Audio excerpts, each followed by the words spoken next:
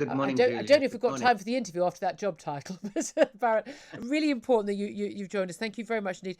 This has been a very big concern of mine for some time. We've had a lot of people, particularly from the Asian community, actually doing very high profile adverts and Facebook videos, things trying to encourage those who are less trusting of the authorities often to get a COVID vaccine. But 6% of white people in this country have not had 2 jabs, 15% of Asians, and 31% of black people. That means there are many more people in our ethnic minority communities who are at much greater risk of getting seriously ill and of being hospitalised and of dying of this virus. Why is this happening? It's very unfortunate, and a lot of it is very historical.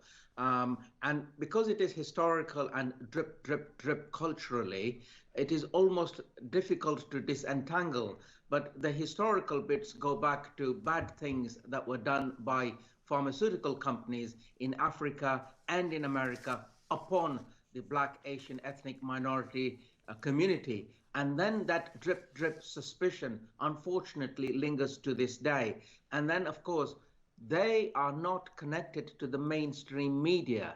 They are connected to an alternative media where there are lots of dark forces at play, encouraging them not to engage, not to take part, and not to take, Yeah. inverted commas, Western medicines. So a lot of this is about trust and just not trusting the authorities.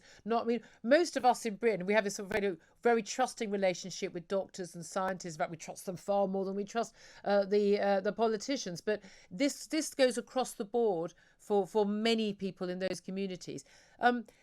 The outreach efforts by doctors, by community groups, often putting, for instance, vaccine rollout inside a mosque in some cases in some cities, to actually encourage people to sort of see this as something that is not what other people do, but something that they in their community will do.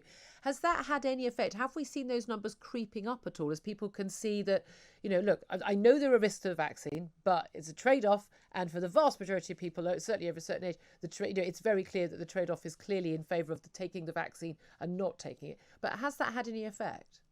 Yes, it has. And I have personal experience of this, whereby when I was a consultant communicable disease control in Bristol, I remember going to the Bristol Mosque to encourage the people to take their MMR vaccine. But this requires a lot of leg work. Yeah. And unfortunately, we, with the reorganization of public health services and making people redundant, etc., haven't got what we call shoe leather epidemiologists who can go and knock on the community's doors and say to them, this is what we should be doing, engage with them, and then, as you say, set up the clinics in their comfort zones.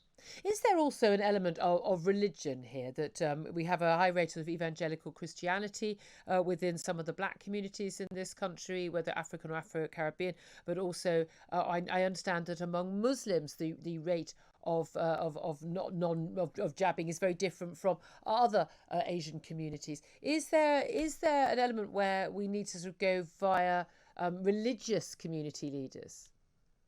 I don't know, but I think it's very difficult to disentangle cultural views and religion, Right. because they're often so intertwined.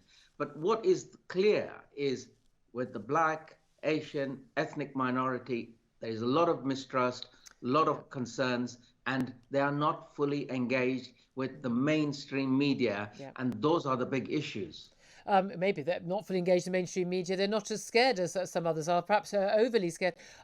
Just finally, a lot of people talking about vaccine passports. Lots of other countries have done it. This idea that you actually limit the freedoms of people who are unvaccinated, that would have a disproportionately large effect on ethnic minorities in this country. Would that be a concern for you?